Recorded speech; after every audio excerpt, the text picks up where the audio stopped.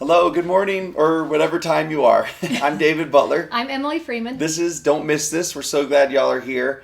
Listen, first we have to say, for those of you who are following us on Instagram and saw us announce our trip that we're doing to Israel, maybe a lot of y'all don't know that because you're not following us over there. We just wanted to say sorry, it's sold out so fast. It's sold out so fast, everyone, which we're really excited about. That's awesome. But we feel bad for announced everybody. on Instagram first, and then we were going to put it in the newsletter second, and it just sold right out on Instagram. So two things. If you don't follow us on Instagram, you might want to, because it's so easy for us to advertise spur of the moment there. So it's at Mr. Dave Butler, at Emily Bell Freeman. And we will throw out announcements on there, but one other exciting announcement is... yeah. Speaking of Instagram, we started an Instagram account to kind of house all things Don't Miss This. So it is at Don't Miss This Study. You can find it by finding us or just put that in. But we're going to put in nice questions that you could use while teaching a lesson, quotes that you could use that kind of supplement the material for the week, and any other fun announcements or things that we're doing are going to be on there also. And if you're sad about the Israel trip, we are in the works with the people to try and schedule a second trip at some point, probably a year from the first trip. So we're working on it. Yeah, and we promised we were going to announce it here, but it just sold out with the Instagram people. So we didn't know. Sorry no if one you were. Knew. Yeah, no, sorry. Yes. Anyways. We'll do Israel's still going to be there. I don't think it's going anywhere. Okay, don't say stuff like that. Well, it's not. Okay. It's like it has a lot to do with ending prophecies, so it's not going anywhere. It's fine. Okay. Okay, so let's jump in, shall we? Let's let them look at the board. Oh yeah, look at this, my friends. Because you are going to want some of these things. Well, we didn't write these in. I know. Don't worry, we're going to tell them. Pay attention in that part. Okay, we're at the end of 1 Corinthians 14 to 16. Now remember, I know we say this a lot, but these are broken up, but the letter was all one big letter to the saints that were in Corinth. And so if you remember from last week, we kind of ended with Paul talking about spiritual gifts that we use all together to help each other within the faith. Chapter 13 was all about charity. And then chapter 14, he keeps building off of it, and he starts... And let's pause right there for just 1 second, because everyone, last week was a little bit of a crazy week, and we forgot to put the spiritual gifts in last week's newsletter. Oh, that's right. So we are going to put them in this week's newsletter, just so you have them. They will be in there. We won't forget. We had I had to have surgery and also a huge party at the same time, and then the newsletter came out without all the details. Yeah. Sorry again. This is an apology letter. Video. Sorry, everyone. We're just, we can't do it. It would be fun to talk about what was happening in Corinth so people remember, because he starts out, and he's saying, here's the weakness that I see in your city. But then he's going to end here going through, before he gets to the end of this first letter that he sends to the Corinthians, and give them some counsel and some advice for overcoming that situation that they're in. Which was that they weren't getting along. Remember the big issue in Corinth was, there were some other side issues that he talked about, was not, what's the opposite of unity? Disunity. Contention, division. Division. There you go. That's the word I was looking for. And so he's really talking about that. So chapter 14 starts off with this really neat verse. Follow after charity, but look at your footnotes for the Greek there. Pursue, follow eagerly and earnestly after charity, and desire those spiritual gifts. Why? So that you may all prophesy. Now, that sounds funny because of the way that we use the word prophesy, but the Greek for prophesy has a lot of different meanings that don't mean predict the future. And so we want to give you a couple of those. Should we start with the Revelation one? Oh, let's do that. Yeah. Okay. Let's go out into that that cross-reference, and then we'll come back and talk about. So we're going to take you to Revelation chapter 19, verse 10, right at the very bottom. It gives us a really great definition for prophesy. It says, where it says, I am thy fellow servant and of thy brethren that have the testimony of Jesus. Worship God, for the testimony of Jesus is the spirit of prophecy. So that's my favorite definition for prophecy, is just the testimony of Jesus. Anytime you are bearing testimony of Jesus, you're prophesying about him and his works and who he is, what he does. And what's neat about that, let's connect these together actually, because I didn't think about this till now. If you go back to 1 Corinthians 14, Paul gives you some definitions of what that word means in verse 3. And he says, because those who prophesy speak to edification, which means to build people up, exhortation, which means to exhort someone is to encourage Let's them. Let's go through and just pull out those Greek translations because they're so good. There's Yeah. going to be these words. There's edification, exhortation, and comfort. And if you were to look up the Greek translation of those, I love what they teach us because edification means you're speaking under, prophesy means you're speaking under inspiration. So it's the testimony of Jesus. It's you speaking under inspiration. Then to edify is to build. It has to do with a foundation, creating a really strong foundation. It also has to do with confirming. And then to exhort is to urge or to request. It's that just trying to help motivate someone. There you go. That's the word, motivate. That's that's a good word because exhort sometimes could come off as a negative thing. Right. Like, no. It's an encouraging what word did you say? Motivate. Motivate. What time is it? Yeah. Are you awake yet? But I love that we start with that. It's a testimony of Jesus. And when somebody has that testimony of Jesus, that means they have hope in the future because they know that things are going to be okay. That this week one of our friends spoke at the event we were at, and she kept saying this phrase, if a problem is not fixed yet, if an issue is not redeemed, it means God is not dead. I mean, not done. Oh my gosh. Well, and it means he's not dead because he's alive. And If the problem is not yet redeemed, it means God has not yet finished. Right. There you go. Well done there, Dad. He's not dead either, okay? But that's the thing.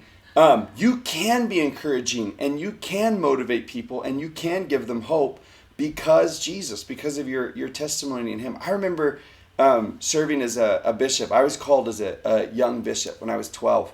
And I'm just kidding, a little older. But I was called as a young bishop, and I just remember going in and right near the beginning got some good advice from a friend who'd been a bishop, and I always felt okay about any situation that anybody brought in. They just said, you remember, Jesus can fix and help all their problems. And so whenever somebody came in with something, I always just felt like I don't know what's going to happen. But I feel like it's going to be okay. Like I could give hope. I could give encouragement because of that testimony of Jesus. I love the thought of that if you change that to say, but he that speaks of Jesus speaks unto men to build, to confirm, to urge, to request, and to comfort. And isn't that true? Anytime you bring Jesus into the conversation, it reminds me of Elder Rasband. I was just going to say the same exact thing. Speaking to the seminary teachers, to the CES, and he said, and I'm going to paraphrase, but let's make sure we put the quote in there. When in times of trouble, just say the name Jesus, and things will begin to work out. Yeah. So that's what's so neat about prophesy does sometimes mean the future. But that's what's so neat. Because of Jesus, I can have hope in the future, in all circumstances, right? It's awesome because he goes into, in verse 6, he says, not only am I going to prophesy to you, but I am going to speak to you either by revelation, by knowledge, by prophesying, or by doctrine. And we love that he says to them, every time I talk to you, you can count that I am teaching truth to you. I am speaking doctrine. I am speaking by way of what has been revealed to us through God. I am prophesying. I am giving knowledge.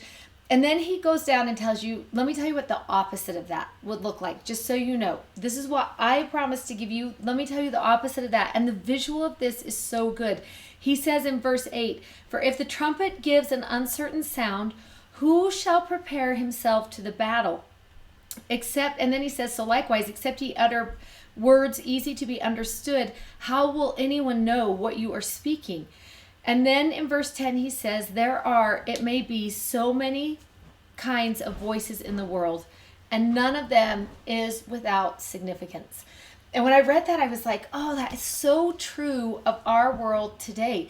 There are so many voices in the world, and we're getting them everywhere. It doesn't matter where you turn. People are giving opinions. People are giving what they think is counsel. All of this is coming from everywhere.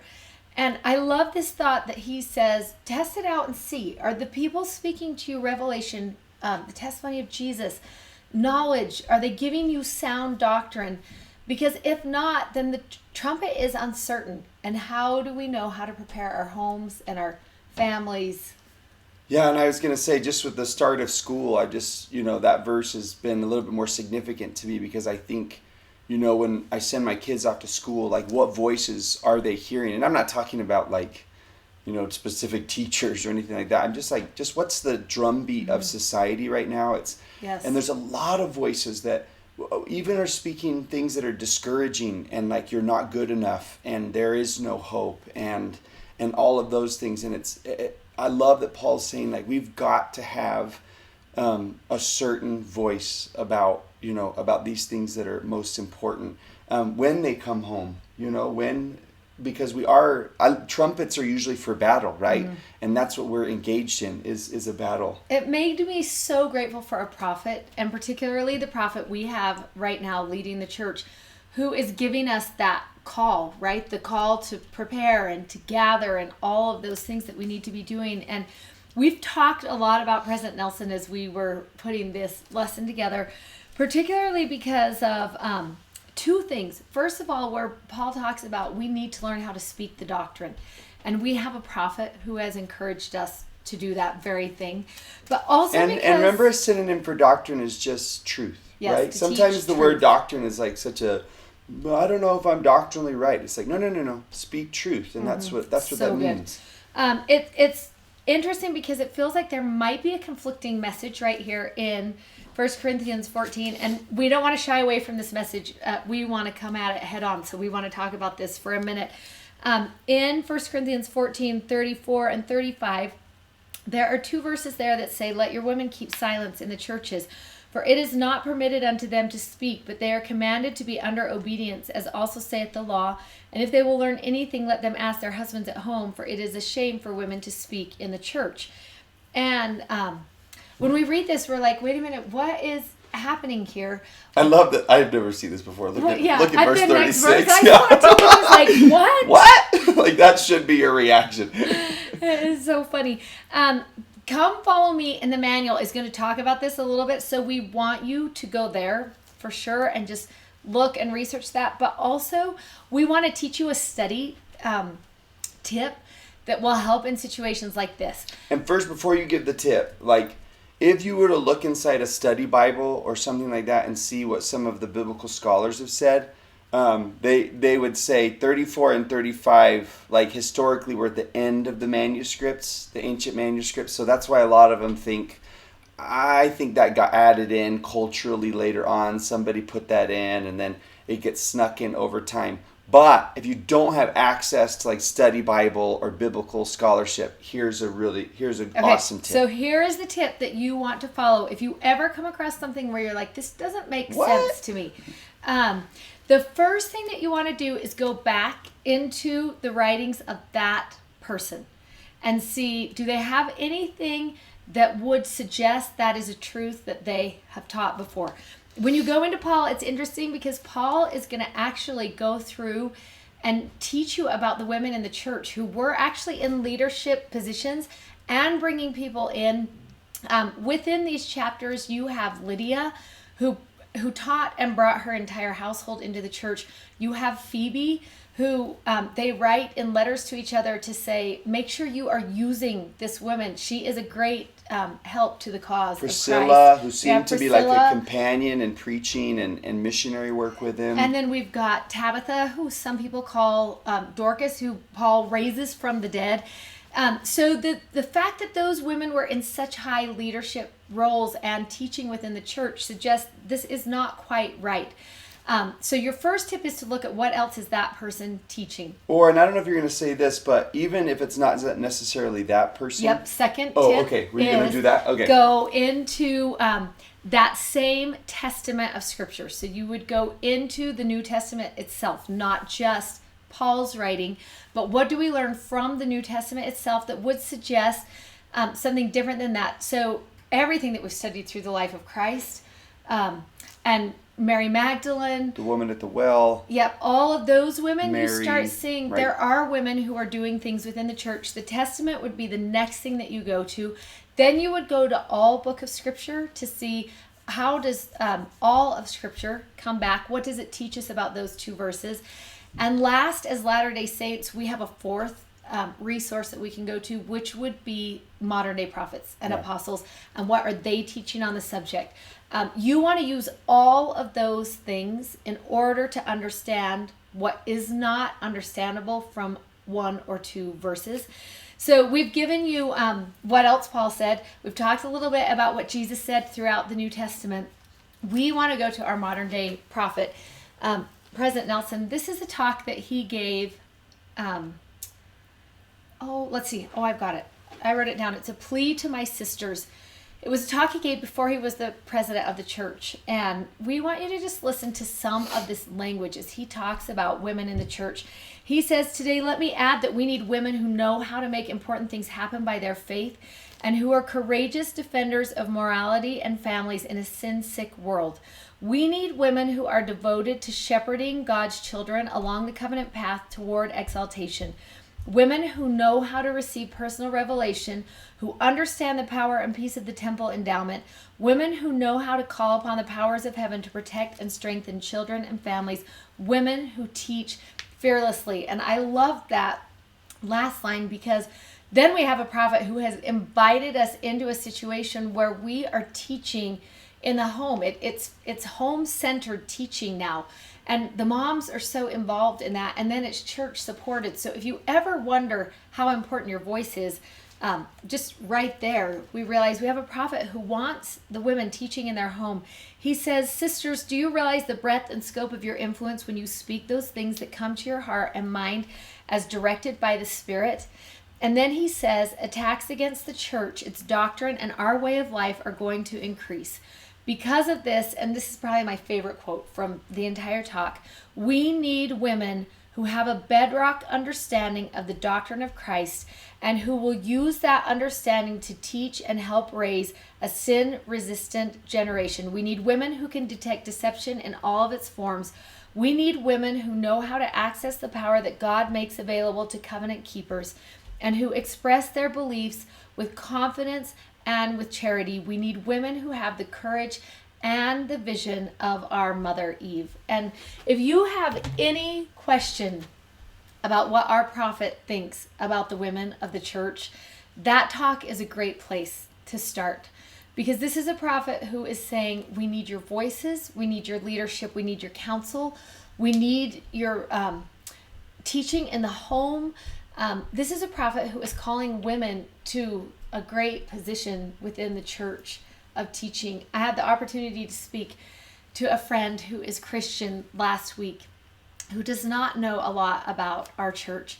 And she was asking about women's leadership in the church. And as I spoke to her about what that looks like and the women's programs in our church, she said, do your women realize how lucky they are to be able to be doing such a great work in the cause of Christ? And they're not held back. They are allowed to lead and to teach and to speak and to counsel in the highest councils of your church. And it really is a blessing. Yeah. And there is that emphasis, on, yes, we have high councils within the organized church, but you'd hear everybody in the high council of the church say, this is a church supported organization, that the family is what is the exalted organization, and that a woman in there has so much influence. And I know we're emphasizing a lot. I don't want any of the man clubs to feel bad, like your voices aren't heard or anything, but we are just coming off of, we're now celebrating 100 years only of women having the right to vote. So we're coming off of a lot of cultural baggage of women being subdued, and you got verses like this that snuck in culturally over time. And I just like that there's a push, against that, particularly with women. And some of you might be feeling or thinking, men, women, whoever, like, man, that seems sort of intimidating. Like, I don't know if I can do that. But I love that line from President Nelson, was like, just have the courage to speak those things that come into your mind and into your heart, that it really is as simple as that. If something doesn't feel right to you, that someone has said, those other voices, like, just like a simple, like, I don't feel like that is right. Jenny, I grew up with a mother who's very courageous with speaking those things that come into her heart and standing against those things that she think are destructive. And Jenny, my Jenny, is just the same. She has got such a burning courage in her heart, but she's a little more subdued. But that doesn't mean that she doesn't have a powerful voice. I remember one time she attended a what do you call that? A shower like a wedding thing. Yeah, a little luncheon with all the women before a wedding, and it's tradition in our family that everybody goes around the table and gives advice to the bride. And this particular bride, who was at the table, was kind of struggling, with her faith and which direction she wanted to go to in her life, and was struggling with her self-confidence. And not everybody knew that. And as people went around the table and gave advice, they kind of gave, the typical sort of advice, and it got a little a little crass in some, and like that happens, ladies, whatever y'all doing there, and going around. And it got to Jenny, and again, she's super soft-spoken, but about 2 months before that luncheon, she'd had an impression that she wanted to memorize the proclamation to the world on the family. And so she put it on the elliptical, and every morning she would try and memorize that. I actually saw it on the elliptical and then wanted to race her to see who could finish it first. I'm just competitive like that. I won.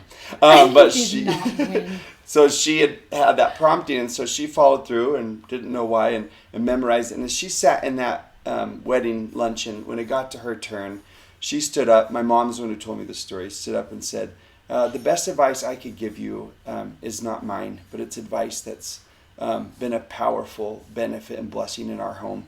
And she quoted the part from the proclamation that she'd memorized about families and relationships that build themselves on Jesus Christ, find success and happiness and encouragement in ways that you can't find other places. And my mom said, just a really powerful and yet tender, sweet spirit rested on that place. And my mom said, I felt like I saw one of the great women of biblical history standing and prophesying and teaching in that moment. And that's so simple. It started with a simple impression and simple courage, and that's what President Nelson's talking about. It doesn't take much, And I want you to talk about how people stop you and say, I wish I was a scriptorian, and like you are, because I think that's really important for people to hear, because she really is. She knows her scriptures really, really well. But, anyways, I want you to just talk about that. So it's interesting, and I think we did talk about this summer, so if this is a repeat, sorry, but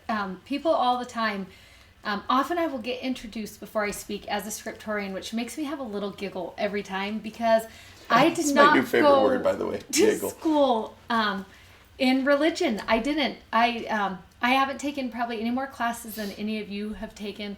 I buy the books at Deseret Book like all of you do, and I get about a fourth the way through of them, because why do we think we're going to get so smart when we buy those books and then we never finish to the end?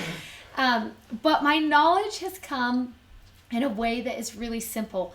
And it's that many, many years ago, when my kids were really little, I saw someone teach, and in my heart, I thought, I want to be able to teach like that. And so I just set a goal that I was going to get in my scriptures every single day. And it's really hard when you have littles. It's hard because you can't navigate your schedule. You just don't know what's going to happen next. You think you're ahead of yourself, and then you walk in the kitchen and someone dumped the flour all over the floor. And so what I learned to do was to keep my scriptures open all day long during those years. It's something I still do right now. Rarely will you walk into my home and my scriptures are closed. And if I was folding laundry, I was reading. And if I was making peanut butter and jelly sandwiches, I would read. And I didn't get very far. If you have kids that age, you don't get very far. I sometimes wouldn't even finish a chapter in a day, but I would read as many verses as I could in the short amount of time as I had, and then I would think about them. And because I was taking a minute to think about them, the words or phrases would stick out, and I would be like, what does it mean if the powers of heaven are shaken? Like, what does that even mean? Which would cause me to go back and start looking at phrases like that or words like that, or it just slowed down my study and things started standing out to me. And the most important thing is the Spirit started tutoring me. I don't think there is a better way to learn the scriptures than through the tutoring of the Spirit. And when we slow down our scripture reading, it gives the Spirit time to work with our hearts and our mind and to send inspiration. There is great power as we are taught by the Spirit. And that's a great segue into where we're going next, because Paul's going to talk about the power that comes when we can bring the Spirit into a situation. And when you talk about being tutored by the Spirit, I think that's important to say, like, a certain word sticks out, or I feel like you just feel like, oh, there's something about that that's really neat, or something like that, and then thoughts. It's just simple. It's like, I just don't want anyone to feel overwhelmed by, like, it's so simple, and you can be powerful. You already are powerful starting today. Yes, take courage. Take courage wherever you are, because it doesn't matter where you are. Just open your scriptures and start to read and ask for the Spirit to tutor you. Paul says, how is it then when you come together? I'm in verse 26 of chapter 14. How is it then when you come together, every one of you has a psalm, has a doctrine, has a tongue, has a revelation, has an interpretation? Let all these things be done to edifying. And what he's saying here is, if when you come together you can bring in all of these pieces, it's going to edify the whole group. Remember, what edify means is to build or to confirm or to set a foundation for people. These are the things you should bring in. So some of those are big words that we're like, well, what is he even talking about then? But when he's talking about a psalm, psalms in those days would have been their hymns. So he's saying, when you gather together, bring music into that situation. Bring truth, right? Bring, when he's talking about doctrine, he's talking about use the scriptures, use teaching, use the prophets. When he's talking about hath the tongue, he's talking about teaching with the Spirit. Bring inspiration in. Talk about a moment in your own life where you have experienced something that you want to share, or a revelation, something that is coming in the future, a revelation that's been in the past, or interpretation. It's as we bring all these pieces together that everyone is going to be edified. And Elder Gene R. Cook taught about this many years ago. When my dad was serving as a mission president, he came and visited our mission. We had the opportunity to travel with him. And he taught a really powerful concept that I have used in my life over and over again. He suggested that there were 7 ways you could bring the Spirit in, or invite the Spirit into a situation. It could be a family home evening. It could be a young women's class. It could be, I've done this in Relief Society a number of times, and it has been powerful every time.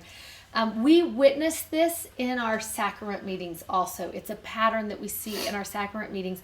But he suggested that you look at 7 ways that you can invite the Spirit in, and then do as many of those things within that meeting as you can. And that's how the Spirit will come. And a lot of them match up to these things Paul was saying. He says, pray. This is this list right here. Yep, this is this list right here that you want to write down. Pray, read, play music, read the scriptures, testify, share spiritual experiences, express love to God and man, and perform priesthood ordinances within that meeting. So a lot of times I will do this in Young Women's or Relief Society. We obviously don't do the priesthood ordinances. That would be, examples of that would be, we would do that in a sacrament meeting. Blessings at home. Blessings at home. If you go to a baptism, those are places where you feel the Spirit come into that situation. Obviously, if you were doing this in Relief Society or Young Women's, you would probably just do 6. But to have someone pray, to play music, I love doing that and letting the women just feel what the Spirit feels like when music comes in. Have someone share their favorite scripture and why that's their favorite. Have someone just get up spontaneously and share their testimony of that week. What is it that they know that week? Share a spiritual experience. I love this one, to express love to someone in the room or express love to God in that moment. And as you watch people open their hearts and share, this is my favorite song right now, this is my testimony of Jesus Christ right now, this is a spiritual experience I've had this week, this is why I love God, this is why I love this person in the room, it creates the sweetest spirit in the room. It's just as powerful. So that's something you might want to try in your homes this week as you teach this lesson, or in your Sunday school class, or wherever you are. You might want to try doing something like that. It is a powerful experience. Yeah, and he ends that verse, remember, by saying that all these things are led to the purpose of edifying, which, remember, meant to strengthen. So they all lead. What's the reason we're doing it? They're strengthening our relationship with God and our love of Him and our love of other people. We're keeping the two great commandments, and that's what makes that experience so powerful. In the next chapter, Paul, he's kind of starting to sum up in chapter 15, and I love that he just comes back and he says, look, we've talked about a whole lot of things, but let's just come back to the heart and soul of who we really are as Christians, as followers of Jesus. And he starts in 15, and I love this word, y'all, so much because it keeps coming up, and it's my word, where he says, brethren, I declare unto you the gospel which I've preached and which I've also received. I love he's putting himself on that. We're all in the same boat. The gospel, the good news that Jesus, he says, starting in 3, died for our sins according to the scriptures. He was buried and he rose again on the third day according to the scriptures. That is the gospel message, that we have victory. If you skip down, there's a couple verses that are on here that kind of show him following this theme through. In 17, I love this thought. And if Christ be not raised, then what? He comes back and he's like, what if Christ had never been raised from the grave? Or you can flip that and ask the question and say, remember that Easter video a couple years ago? Because of him, because he was raised from the grave, what? And he gives a few. He's like, your faith is not in vain. You are not in your sins anymore. Meaning you don't have to keep watching reruns of your sins anymore. Those that you love, you will see again. Relationships are not over. Hope is alive. He keeps going through all these things. And then at the very end, I just love at the end when he says, but thanks be to God, verse 57, which giveth us victory. He gives us victory, right? We're battling, like we said earlier, but he's the one who gives us victory through Jesus Christ. Therefore, because he's already won that fight for us, be steadfast, unmovable, and abound in the work of the Lord, because your work will not be in vain.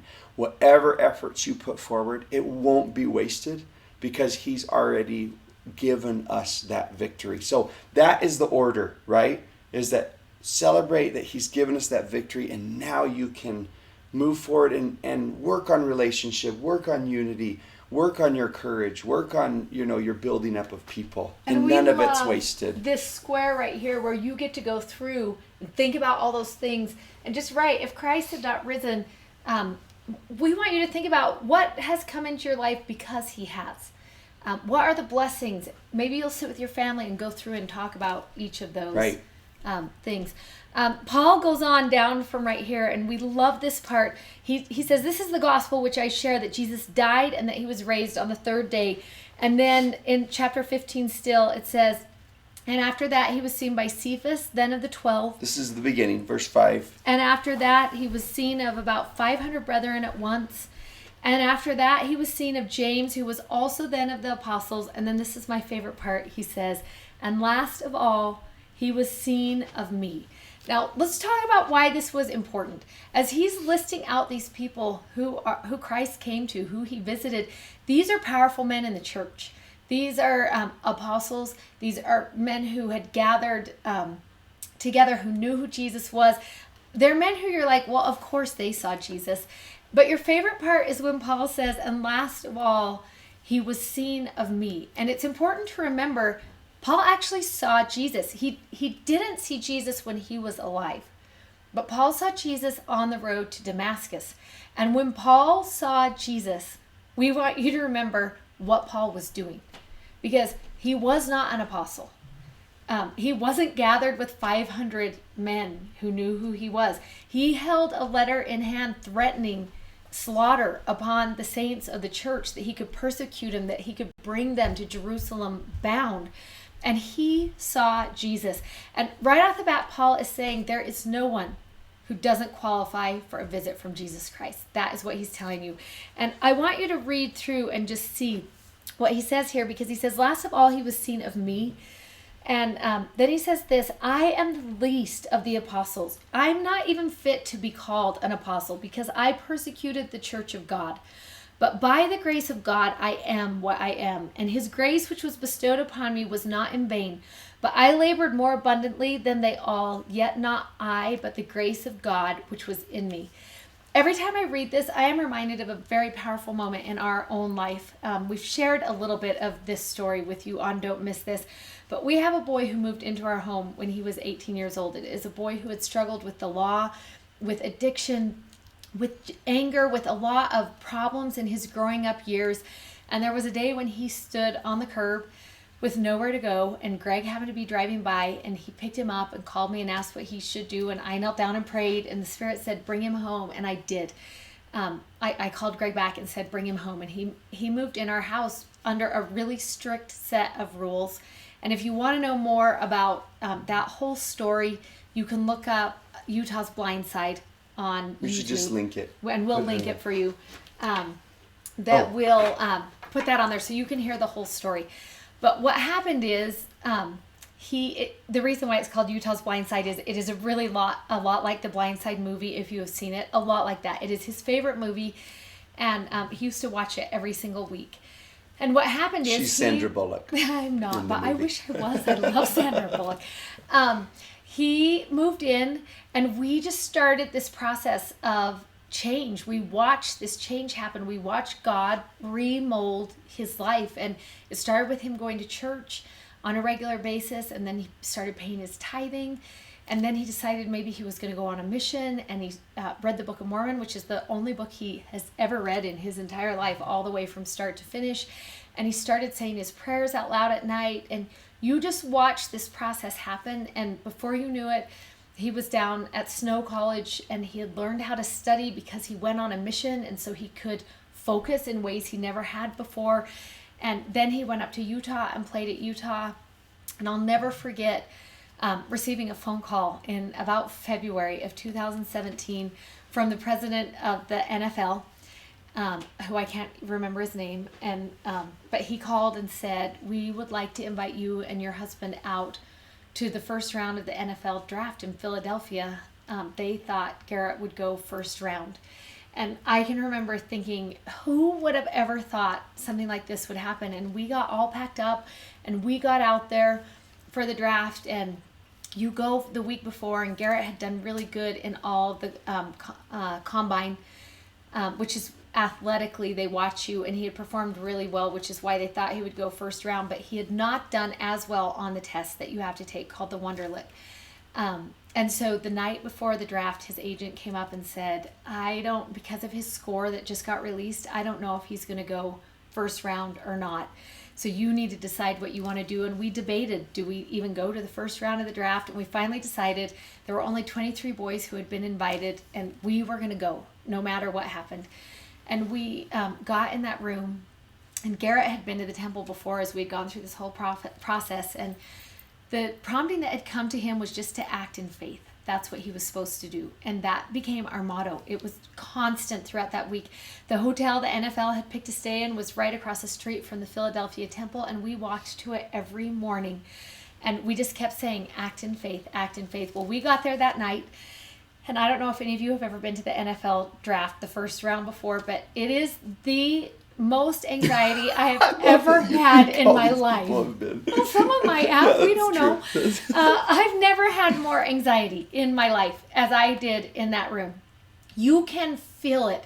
Every boy sits at a table with his family, and the room is dead silent, and there is a phone on the table. You're supposed to eat from this huge buffet, but no one can eat. It's a beautiful buffet, but there's no food on any of the tables because everyone is so nervous about what's happening. There's just a phone. And you just sit there the whole night and wait for that phone to ring. And I can remember about halfway through that night, Garrett looked over at me and said, Mom, what if no one calls my name? And we talked for a minute about the reality of that and how that made him so nervous. And he said to me, "This is my dream, Mom. This is what I always wanted to do. And what if no one calls my name?" And I had said to him, "Listen, no matter what happens, you are living that dream. The fact that you are one of 23 boys to be sitting at a table in this room tells you, Garrett, you are going to live that dream. We don't know how it's going to happen. We don't know when it's going to happen, but we are going to act in faith. That's what we're going to do." It was about 4 minutes later that the television cameras surrounded our table and that phone started to ring. And Garrett answered the phone, and John Elway was on the other line and inviting Garrett to come play for the Broncos. And this is the part of the story that is my favorite. He walked down on that stage with all of those TV cameras, and he had his baby in one hand and his jersey in the other. And after he talked to the man there who everybody boos at, I don't know who it is, they pulled him over to the other side of the stage, and there was a man with a microphone and a television camera, and the man said to him, did you ever think you would get here? After your life, after the time spent in jail and all of the things that you had to overcome and the learning disability and everything that you fought through to get here, did you ever think you would be here, and how did you get here? And Garrett said one line, and I will never forget it as long as I live. He said, "By the grace of God, I am here." And I thought to myself, he could not have said it better. He couldn't have. Because it wasn't Greg who met him on the curb that day. It was the Lord, just like he met Paul on his own road to Damascus. And he met Garrett, and he surrounded him with people who knew what the grace of God was and who were willing to help lift and edify and comfort and strengthen and speak the testimony of Jesus over Garrett until he finally could get his life turned around and realize that dream. And I just go back to what Paul said, that I wasn't even fit to witness Jesus Christ working in my life. I'm not even fit to be called an apostle because I persecuted the church of God. But by the grace of God, I am what I am. And his grace which was bestowed upon me was not in vain, but I labored more abundantly than they all, and it wasn't me, but it was the grace of God that was with me. And it's just a powerful story, and it's a story that is not unique to Paul. It's a story that is true for every person who chooses to live in grace. That's just how grace works. And the details of it are different in every single person's story. But y'all, that is why he's ending it like this. That is what the gospel really is. That word gospel means good news. And the good news is that God can meet someone like Paul. He can meet someone like Garrett. He can meet someone like you where you are, wherever you're like. If you're saying exactly what he says, but I'm the least of all the women in my neighborhood. I'm the least of all the people that I know. I'm the black sheep of the family. I'm the dumbest one in my class. What that doesn't matter. He says, by the grace of God, you get victory. Right? That's what the whole message is. That's what the message is for everyone. And Paul ends in chapter 16. I love this. So good. If you look close, you catch it in verses 6 and 7. He just says, "And it may be that I'll abide." And then he says later, and there's like, and that we may go on a journey whithersoever I go. Like, I don't have plans. Verse 7, he says, you may meet me by the way. I think I might stay here if the Lord allows, permits. And you just see these words in Paul's life of what it means to live by faith, what it means to just live in trust, what it means to live a surrendered life for him. Like, look, I don't know how all the details are going to work out. I don't know if the phone's going to ring. I don't know if he's going to call me to Macedonia or over to Greece. But I have just surrendered myself to him. I act in faith. And because I live this surrendered life, he is going to fulfill those dreams. He's going to give that victory. I can prophesy of that. I have hope in that. I can encourage that. But because of Jesus, all those things are going to work out together for our good. Yep. So good. Oh, good so stuff. good. Okay, 2 Corinthians next week. Coming See up. you then.